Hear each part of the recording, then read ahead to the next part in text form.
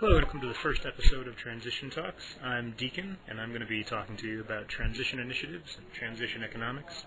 I brought pictures with me to help out. I got some cool pictures, and they're going to help me to explain a lot of stuff. This episode is brought to you by the Fortified Dojo. It's a place where lots of students work really hard to get awesome. So, transition. In this context, when we say transition, we're talking about efforts that communities make to shift from lifestyles of consumption and social isolation to lifestyles that are more fulfilling. Transition thinking is a little bit different in this way from traditional radical and reformist thinking. Transition isn't about begging political leaders for stuff. It's not about trying to change the way other people do things. So right here we have the world of human life. It's a little planetoid that represents just all of human everything, your home, your favorite bar, your grandmother's kitchen, everything. And then right here what we've got is all of the natural world, all the resources it takes to get everything done, water and air and oil and trees and plants and animals and everything. So throughout human history, we've done very different things to bridge this gap. And as we've done different things, we've gotten a lot better at getting resources quickly. This little bridge represents that. Extracting all these resources, it takes a major toll on the natural world. And when we look at that from a radical perspective, when we see exactly how much our methodologies are destroying both the natural world and actually also putting us at risk, the intuitive thing is to destroy it, just to destroy this bridge that we've created. But of course, we're using this bridge to get everything we need and everything we care about. So, we don't necessarily want to do that. We look at it from the reformist perspective. We say, oh, well, this is the bridge that we use to get everything we need. Let's just cash it together. And so we use all the duct tape and all the WD-40, and we try to make it work. But if we look closely at this bridge, what we see is that the main supports of how we are getting what we need, central banks, oil, industrialized agriculture, all of these things are doomed to fail ultimately because they're based in flawed assumptions. So it can be propped up for a long time, but ultimately it's just going to hurt us more when it gives out. I do want to point out here that this is not to say that radical and reformist thinking is just outright bad. In fact, the only reason we still have anything to work with, we have decent lives at all, is because of all of the work that radicals and reformists have done to give us labor and reproductive rights, protection from abuses of authority, to protect the environment. All of these different things have made the world tolerable and functional, but it doesn't mean the system is not going to collapse. The collapse of the system is still entirely inevitable. That's a really big claim. I am not, though, going to back it up.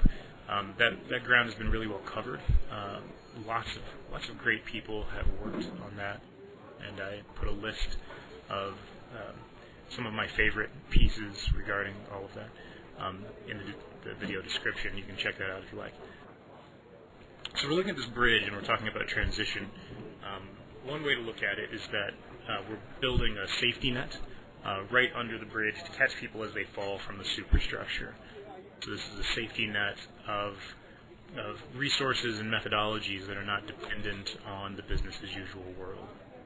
Another way to look at it is that we're building a new bridge, a bridge that is reliant on wholly different axioms that actually return value to other forms of capital that are not supported by the business-as-usual economy, that will return value and help us to build a store of cultural and social capital that will help us to rebuild topsoil and all of these things. Transition is born out of community efforts. People get together and work on what they can. Some groups pool resources to put up solar arrays. Lots of groups establish gardens and do other things to establish healthier and more affordable food systems. Some people share tools or media. And then, some of us organize new monetary systems to keep, the business-as-usual world from extracting all the resources that we're creating. So there are hundreds of ways to make transition happen. One thing that's very important to understand is that the collapse of the old system is incremental. So it's not something that is imminent and coming soon. It's something that actually started a while ago. The old, like, business as usual superstructure that we rely on actually started falling down already. It's just going to take a very long time. So we see various collapses, the housing market, the dot-com bubble, before that. We see peak oil maybe on the horizon, student finance collapse, healthcare. Those things, they're not all going to come crumbling down in a big human-made apocalyptic event. This type of infrastructure comes down slowly over time. This is probably a really good time to emphasize that transition thinking is not a doom and gloom philosophy. We aren't chicken littles running around screaming, "The sky is falling." Rather, I would say that we are people who looked up, noted that the sky was falling, and decided to build a roof. So that is my introduction to transition. If you like the show, lousy audio and all, please support the show on Patreon. That would be much appreciated. In coming episodes, we're going to dig into the initiative that I'm involved in, COjacks. It's a local currency here in Colorado, and talk about a lot of other great transition initiatives and how they work, and really dig into those mechanics. So that's all I got for today. Hope to see you guys next time, or you'll see me rather. So long. And on this record, you will hear the voices of 13 presidents as they were recorded on wax cylinders, on early discs that still use the acoustical horn method, and later the microphone. And finally, on magnetic tape, the latest advance in the miracle of recording.